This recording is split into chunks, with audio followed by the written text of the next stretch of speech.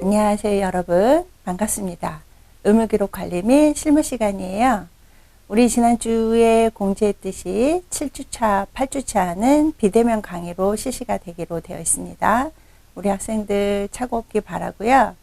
얼마 전에 확진자가 또 나왔죠.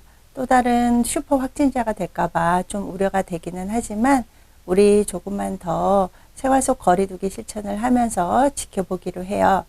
자, 우리 학생들 교재와 필기도구 준비했죠? 자, 이제부터 강의 시작합니다. 출발! 자, 7주차 강의 시작할게요. 자, 7주차, 8주차 강의는 제4장 진료의 의사결정에 대해서 알아볼 거예요. 그래서 진료 의사결정 같은 경우는 아무래도 여러 가지 통계라든지 확률 이런 것들이 많이 포함이 되어 있기 때문에 두 주를 통해서 할 거예요. 그래서 이번 주는 진료의 의사결정, 그 다음에 진료의 의학적 의사결정, 그 다음에 임상의료와 의료정보 판단을 할 때 들어가는 원리 이런 것들에 대해서 알아볼 거고요. 그 다음에 다음 주에는 의학적 의사결정 지원 시스템이라든지 지식습득 방법, 지식관리 시스템에 대해서 살펴보도록 하겠습니다. 우리 학생들 교재 157페이지를 봐주길 바래요. 우리가 의사결정을 하는데 항상 신중해야 된다라는 거는 다들 알죠. 네, 우리가 약 한 4,300년 전에 함무라비 법전이라는 게 있었다라는 거는 우리 학생들 다 알 텐데, 이 함무라비 법전에 보면 어떤 진료 내용이라든지 진료비 기록 이런 것들이 다 있었대요. 다 포함이 되면서 예를 들어서 환자가 상처가 난 환자를 수술을 하다가 환자가 죽거나 아니면은 눈 수술을 하다가 실명을 하게 되면 치료자의 손가락을 절단하는 이런 무시무시한 법전이 있었다라고 하더라고요. 근데 이 손가락까지 절단해야 돼? 이것보다는 우리가 어떤 합당한 진료라든지 책임질 수 있는 치료 이런 것들이 굉장히 중요하다. 그러니까 어떤 환자의 죽음이나 어떤 실명 이런 것들은 사실 굉장히 큰 문제가 되기 때문에 항상 어떤 것들을 할 때는 의사결정, 선택을 할 때는 신중을 기해야 된다라는 얘기인데, 자, 보건의료에 있어서 진료에 대한 가장 큰 부분은 어떤 검진이라든지 아니면 검사가 되겠죠. 근데 어떤 검진이나 검사를 내가 하고 싶은 가능한 모든 검사를 할 수 없다 보니까 지금 현재 어떤 검사가 필요하고 그 다음에 향후에 어떤 검사가 필요할지에 대해서 의사결정을 할 수 있는 게 굉장히 중요한데요. 우리가 환자가 처음에 방문을 하게 되면 주 호소가 있죠. 그래서 가장 먼저 어떤 것들을 호소를 하시는지, 그 다음에 환자의 병력, 과거 병력이라든지 가족력이라든지 이런 것들을 수집을 하게 되고, 그 다음에 검사가 이루어지겠죠. 그래서 여기 나와 있다시피 단순한 혈압 검사 이런 것들도 있고 어떤 측정이라든지 문진 이런 것들을 통해서 여기 의학적 지식을 기반으로 통해서 의사결정을 하게 된다라고 되어 있습니다. 근데 질환에 대한 의학적 지식을 기초로 해서 진단을 하게 되는 것도 있고, 그 다음에 어떤 예후라든지 다양한 치료 방법의 효과에 대한 어떤 지식을 기반으로 해서 의사결정을 하게 되는 방법이 있습니다. 네, 아까 얘기했다시피 우리가 필요한 모든 검사를 할 수 없다 보니까 우리가 요 과정을 이제 통하게 되는데요. 이제 가장 먼저 환자가 왔어요. 환자가 와서 어떤 이상 소견을 발견을 했다. 그러면은 어떤 문진이나 진찰을 통해서 어떤 질환일 확률이 높고 검사 전에 어떤 검사를 해야지 확률을 높인다라는 것들을 통해서 이제 그 검사를 하게 되는데요. 문진을 할 때는 예를 들어서 뭐 일반 외과에서 해야 되는 건지 아니면 정형외과에서 해야 되는 건지, 그 다음에 어느 정도까지 할 수 있는지, 응급성은 어떤 상태인지 이런 것들을 하게 되고, 그 다음에 검사를 할 때는 이제 뒤에서 이제 확인을 하겠지만 어떤 민감도라든지 특이도, 그 다음에 양성일 예측, 음성일 예측 이런 것들을 이제 확률을 통해서 검사를 하게 돼요.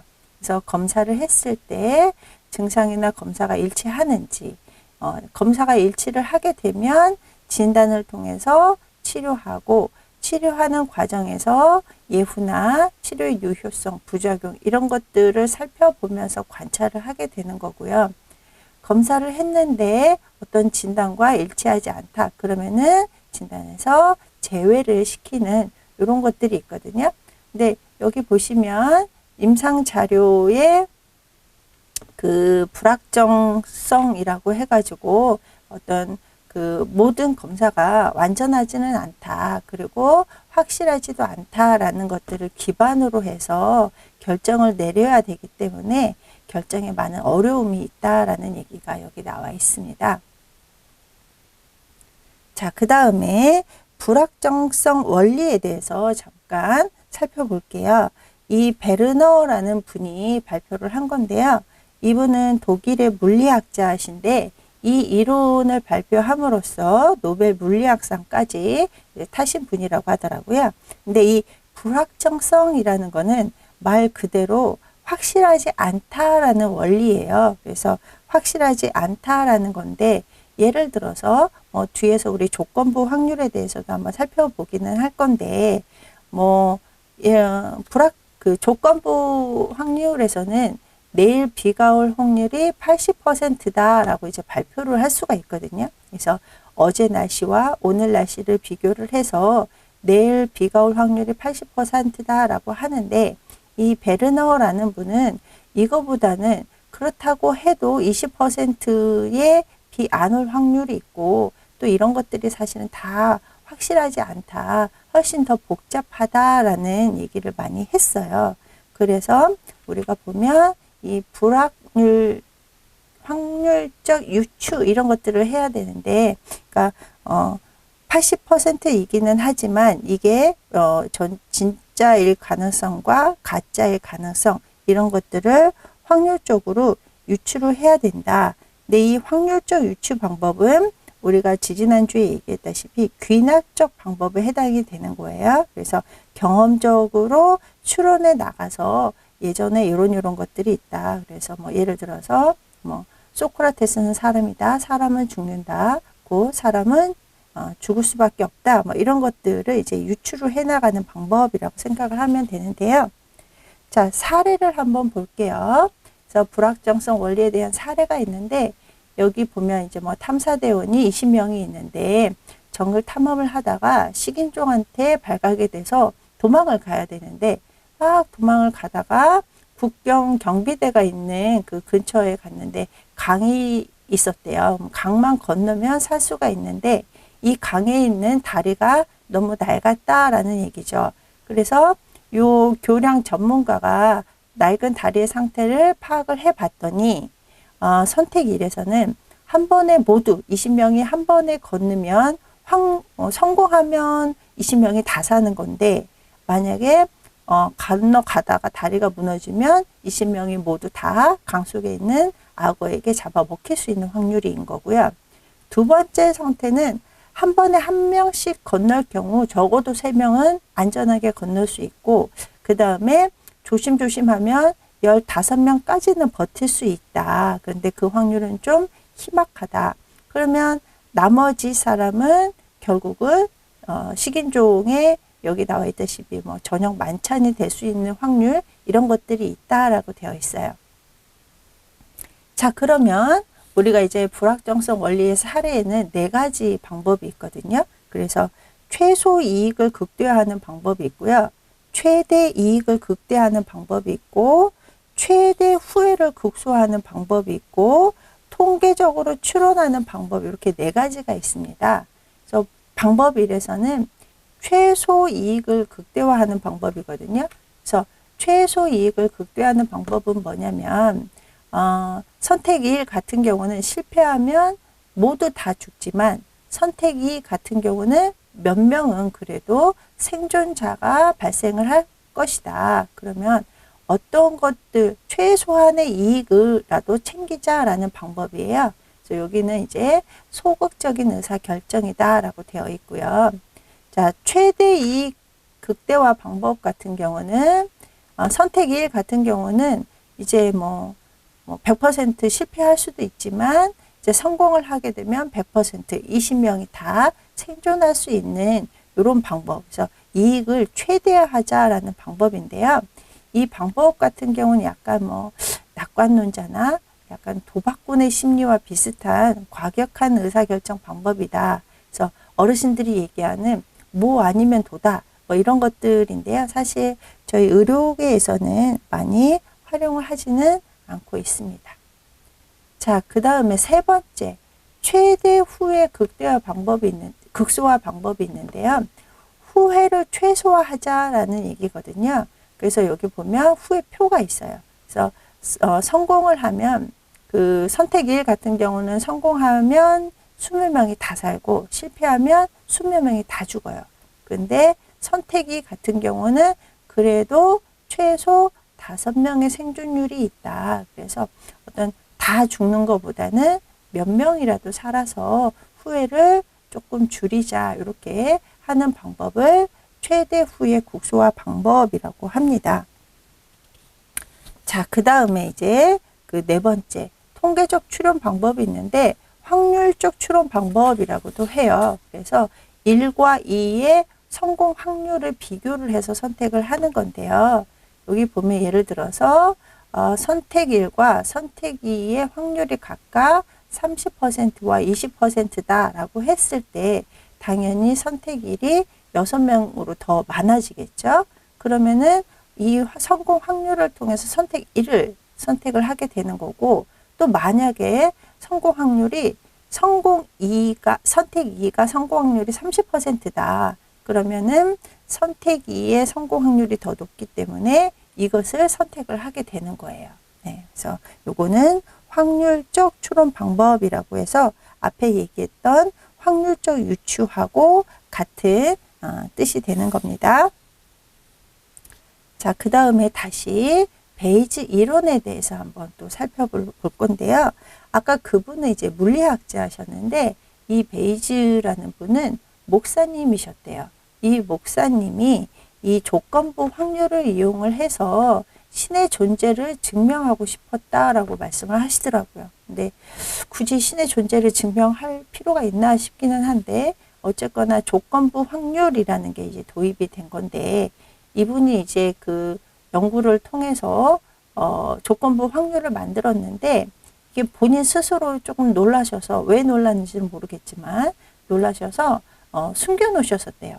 이 조건부 확률에 대한 이 개념을. 근데 이 목사님이 돌아가신 후에 후학자들이 발견을 해서 이제 그 발표를 한 게 이 베이즈의 그 조건부 확률인데요.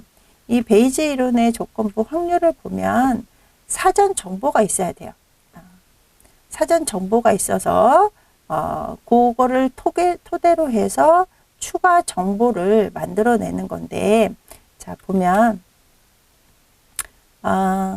사건 A에 의해서 사건 B의 확률이 달라진다라는 얘기예요. 그래서 예를 들면 오늘 날씨가 흐리면 내일 날씨가 흐릴 확률이 높아지고 오늘 날씨가 맑으면 내일 날씨가 맑을 확률이 높아진다라는 얘기거든요. 그래서 항상 조건부 같은 경우는 어떤 과거 데이터를 기반으로 해서 미래를 예측한다라는 얘기거든요.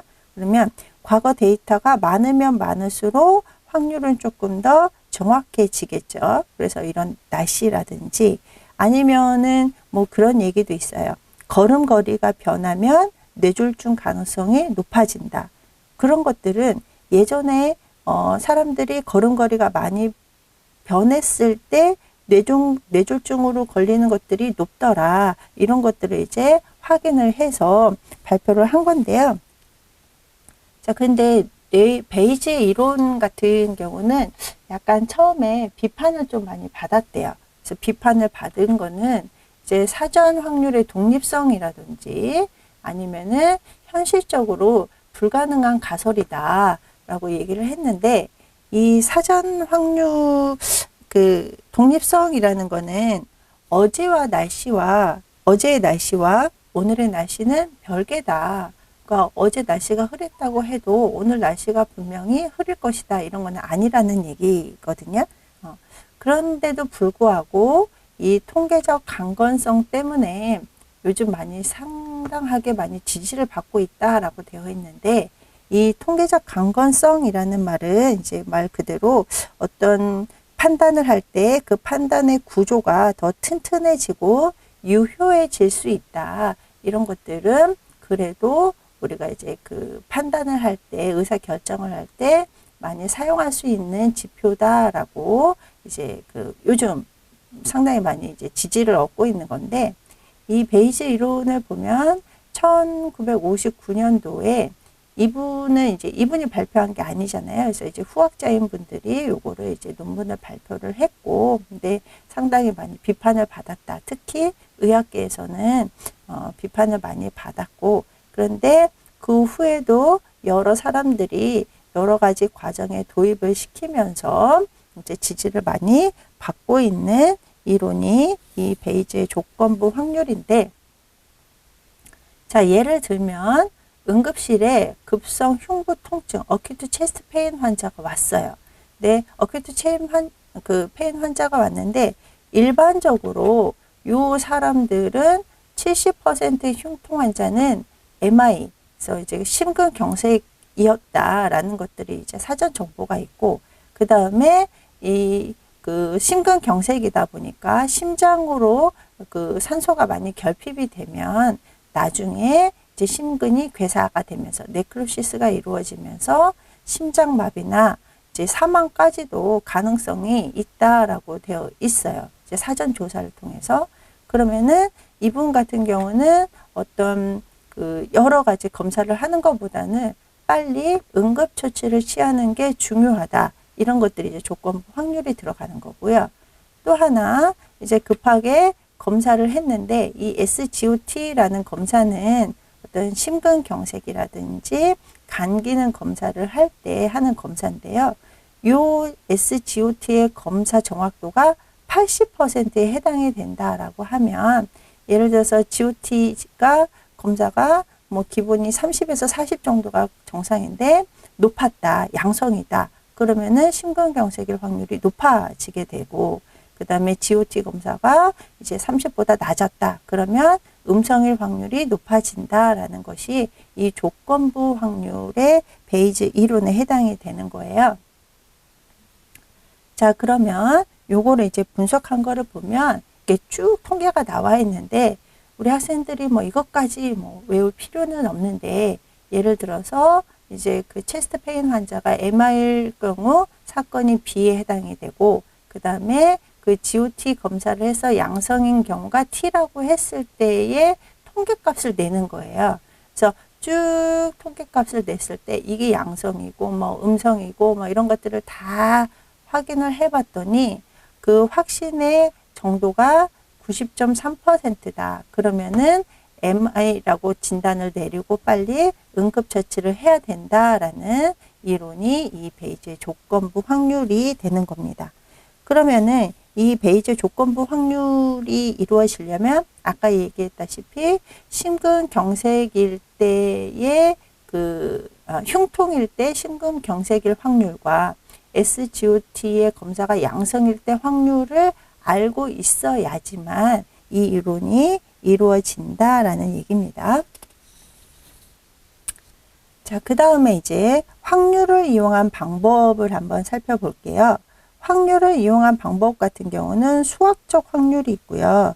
주관적 확률, 객관적 확률이 있는데, 자, 수학적 확률 같은 경우는 아까 얘기했다시피 오늘 비가 올 확률은 80%인데, 요거는 이제 뭐 과거를 보서 하는 건데, 우리 교재 165페이지에서부터 167페이지까지 보면 상호 배타적 사건이라는 게 있고 조건부 확률, 독립 사건이 있는데요. 그 확률적으로 상호 배타적이다라는 얘기는 예를 들어서 동전을 던져서 나왔을 때 앞면과 뒷면은 동시에 나올 수 없다. 상호 배타적이다라는 얘기고요. 조건부 확률은 아까 앞에서도 나와 있다시피 사건의 발생 확률이 이전 사건과의 관계가 있을 때의 확률을 살펴보는 거고요. 독립 사건 같은 경우는 아까 이제 그 확률이 이제 그 비판을 받았던 것 중에 하나가 이거죠. 두 개의 사건은 무관했을 때에 이제 볼 수 있는 요 확률을 독립 사건이라고 합니다. 자, 그 다음에 이제 이걸 이제 그 수학적 확률을 통해서 살펴보는 거고요. 이 주관적 확률과 객관적 확률 같은 경우는 어떤 그 하나의 사건이 일어날 수 있는 가능성을 수치로 나타낸 것은 맞아요. 맞는데 이게 이제 어떤 통계적으로 나와 있는 거냐, 경험적으로 나와 있는 거에 따라서 이제 달라지는데 그 대부분의 의사가 진찰을 할 때 어떤 과거 경험 사례에 의해서 판단을 하네요. 예. 근데 이 임상의사 결정 같은 경우는 주관적인 확률과 객관적인 확률을 모두 이제 그 포함을 시켜서 진단을 내려야 되는데요. 이 주관적 확률 취득을 보면 뭐 의사가 내가 지금껏 관찰한 진단한 그 환자 중에 이런 증상을 보인 환자가 어떤 질병의 경우가 80%더라라고 추정하는 방법이고요. 그 다음에 객관적 확률 같은 경우는 그 발병률, 통계를 보는 거예요. 네, 그래서 이 발병률 통계를 통해서 확인하는 건데, 뭐 예를 들어서 어떤 60대 여성의 총 골다공증 발병 빈도 이런 것들을 보는 거죠. 그래서 진단을 할 때 이분이 골절이 됐을 때 골절된 이유가 골다공증 확률이 몇 %다. 왜냐면 우리나라 60대 여성의 골다공증 확률이 몇 %이기 때문이다. 라고 이렇게 확인을 하는 건데요. 그래서 어떤 주관적인 확률 취득이라든지 객관적 확률 취득 이 두 개를 다 합쳐서 의사 결정을 하게 되는 겁니다. 자, 그 다음에 이제 임상의 의료 정보를 볼 건데 어떤 의료 정보를 판단을 할 때 의료 정보를 이제 많이 수집을 해야 되잖아요. 근데 이게 진료라는 거는 고도의 정보 처리 활동이다라고 되어 있어요. 그러다 보니까 이제 계속 오준율을 줄이기 위해서도 뭐 임상 진료 지침 뭐 이런 것들이 있고요. 그 다음에 CQI라고 해가지고 지속적인 질 향상을 위해서 계속 이제 연구하는 이런 것들이 있거든요. 그래서 교수들도 합니다. 교수들도 한 학기 다 끝날 때마다 CQI 이런 것들을 하게 되는 건데 이런 것들은 임상 진료의 불확실성을 이제 극복하기 위해서 만들어진 뭐 의료 판단학이라든지 아니면은 이제 다음 주에 하는 의사결정 지원 시스템이라든지 어떤 전문가 시스템 이런 것들을 이제 기본으로 해서 계속 정보를 이제 연구를 해야 된다라는 얘기고요. 그 다음에 임상 결과란 결국 정확한 진단을 위한 확률적 개선 방안이다. 그래서 어떤 오진을 높이고 확진을 높이기 위한 이런 이제 판단이다라고 생각을 하면 되는데 어떤 확률적 진료 판단이라는 거는 검사로 획득된 추가 정보, 요 사전 정보를 통해서 합리적이고 최선의 의사 결정을 하게 되는 이런 것들인데 요거를 하기 위해서는 확률적인 방법을 사용하자라는 얘기거든요. 자, 보시면 아까도 얘기했다시피 우리가 모든 검사를 100% 수행할 수가 없어요. 그래서 뭐 시간이라든지 여건 아니면은 수가 이런 것들 때문에 그러면은 어떤 검사 방법이 질병을 얼마나 효과적으로 검출을 할 수 있느냐에 따라서 이제 선택을 해야 되는데 검출하는 방법에 대해서는 이제 민감도라든지 특이도 이런 것들에 따라서 이제 검사 방법이라든지 발병률 이런 것들을 이제 달리 선택할 수 있어야 된다라는 얘기거든요. 그러면 이제 민감도나 특이도 이런 것들은 뒤에서 다시 한번 살펴보고요. 그 다음에 판독을 할 때 어떤 불확실성으로 인해서 양성 예측도와 음성 예측도 이런 것들을 이제 판단해야 된다라는 얘기거든요. 그러면 이제 양성의 예측은 몇 %냐, 음성의 예측도는 몇 %냐 이런 것들이에요. 그래서 어떤 검사 결과 양성으로 판독된 환자 중에 진짜 질병인 사람은 얼마냐, 그 다음에 검사 결과가 음성으로 나온 사람 중에 진짜 질병이 아닌 사람은 몇 명이냐 이런 것들을 이제 판단을 하는 거예요. 근데 얘 같은 경우는 보면 이제 우리가 진짜 양성이냐 진짜 음성이냐 가짜 양성이냐 가짜 음성이냐에 따라서 네 가지로 이제 사분법을 사용을 하게 되는 건데요. 진짜 양성은 TP라고 하고요. 진짜 음성은 TN. 가짜 양성. 근데 이제 아닌데 이제 양성으로 나타나는 거죠.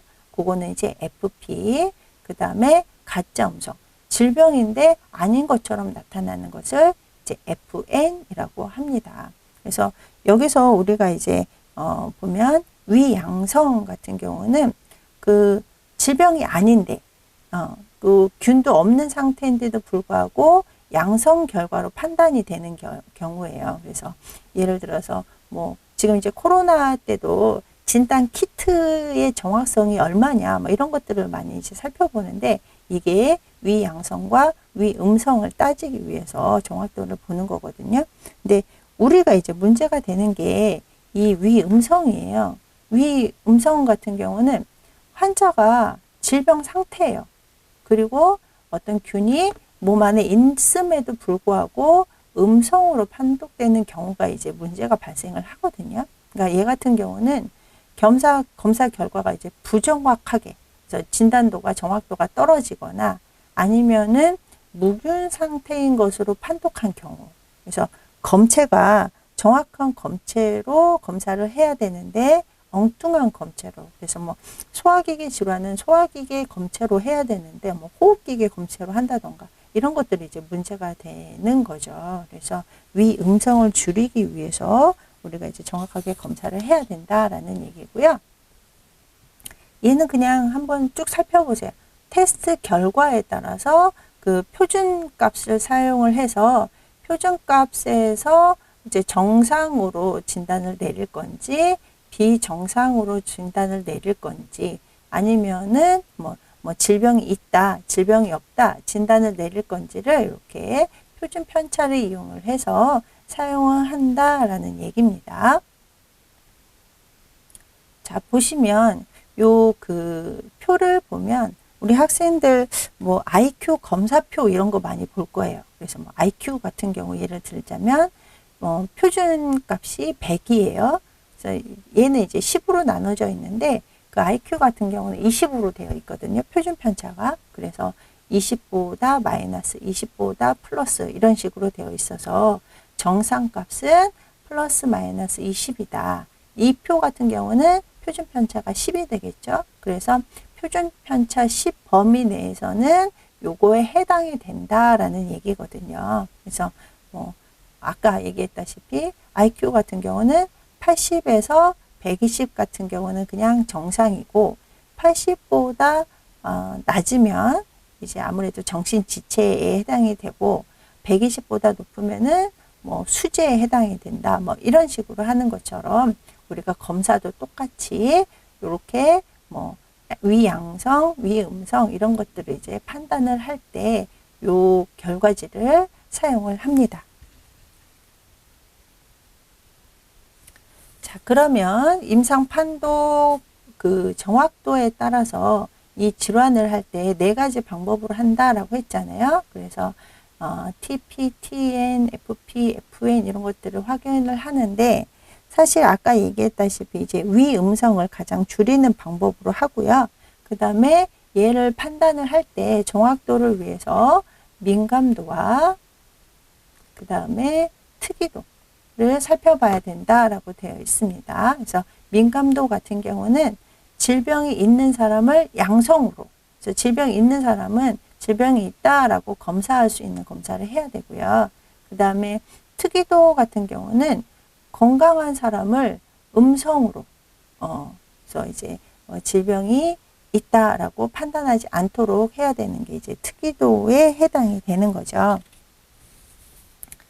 자, 그래서 보시면 어떤 그 민감도, 특이도. 그래서 이게 진짜 질병이 있는 사람을 양성으로 판단을 하는 경우, 질병이 없는 사람을 음성으로 판단하는 것도 있고요. 그 다음에 양성 예측과 음성 예측 값이 있습니다. 그래서 양성 검사로 나타내는 질병의 확률, 그 다음에 질병이 없는 사람을 음성으로 나타낼 수 있는 확률, 이런 것들이 있고요.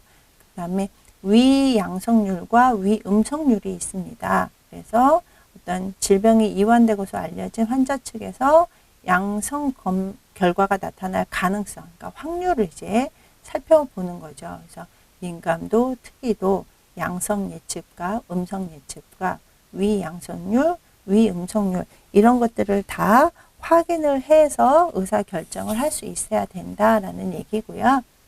자, 그 다음에 이제 그 정확도를 보면 ROC 곡선이라고 해가지고, 얘 같은 경우는 이진 분류법을 기반으로 해서 만들어진 곡선이에요. 그래서 뭐 병이 있다, 병이 없다, 두 가지를 판단을 해야 되는 거잖아요. 그죠? 근데 병이 있다, 없다, 이런 것들을 판단하기가 애매한 경우가 굉장히 많기 때문에 이런 것들을 민감도나 특이도를 기준으로 해서 확률적으로 판별을 하는 게 이 ROC 곡선인데요. 사실 이 ROC 곡선 같은 경우는 이제 의료계에서도 쓰고, 그 다음에 이제 뭐 마케팅 이런 분야에서도 많이 활용을 하게 됩니다.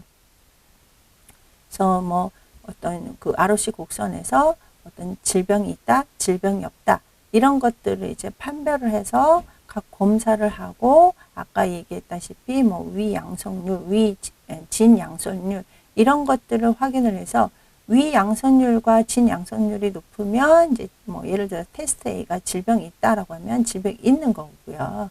그 다음에 뭐 어떤 그 검사 결과와 증상이 다른 뭐 이런 것들에 대해서 이제 쭉쭉쭉 확인을 하는 게 이 ROC 곡선인데요. 어떤 ROC 곡선 같은 경우는 어떤 의사 결정에서 뭐 100% 활용이 되는 게 아니라 어떤 그 판단을 할 수 있는 근거에 해당이 된다라고 생각을 하면 됩니다. 자, 이렇게 해서 이번 주에는 진료 의사결정 개요에 대해서 잠깐 살펴봤고요. 그 다음에 의학적 의사결정을 할 때 어떤 그 불확정성의 원리가 어떤 거였고, 베이지 이론, 그 조건부 확률은 어떤 거였고, 그 다음에 확률을 이용한 방법, 이런 것들에 대해서 한번 살펴봤습니다.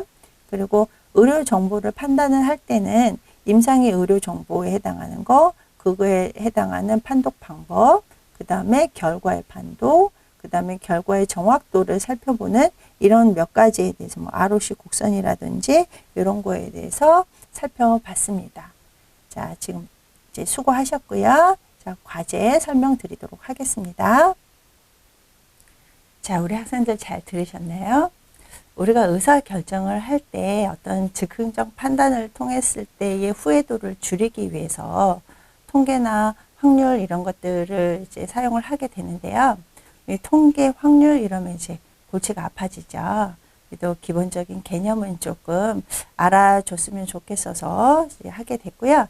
그 다음에 이번 주 과제는요, 베르너의 불확정성 원리에 대해서 한번 살펴보고 기술하는 것으로 제출을 했어요. 그래서 우리 학생들 잘 살펴보고 올려주시기 바랍니다. 자, 다음 한 주 동안도 건강하게 있다가 다음 주에 만나요. 자, 수고하셨습니다.